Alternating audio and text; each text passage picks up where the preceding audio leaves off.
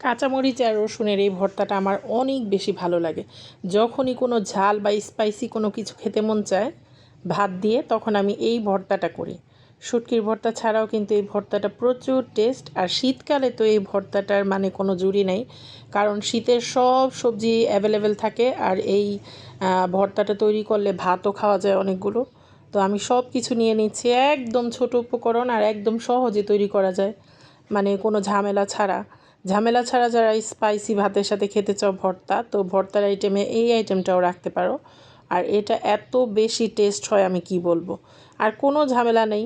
রসুন নিয়ে নিয়েছি আমি একটা, পেঁয়াজ নিয়েছি একটা, পেঁয়াজ পাতা, তো সাথে নিয়েছি কাঁচামরিচ আর আমার গাছের ধনেপাতা, আমার বারান্দার বাগানের ধনেপাতা নিয়েছি। এত স্মেলটা এত ভালো ছিল মাশাল্লাহ।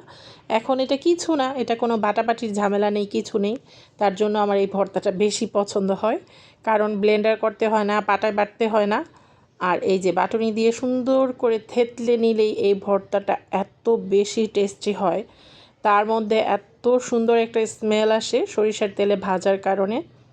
দেখো কত সহজে একটা মজাদার ভর্তা তৈরি হয়ে গেল।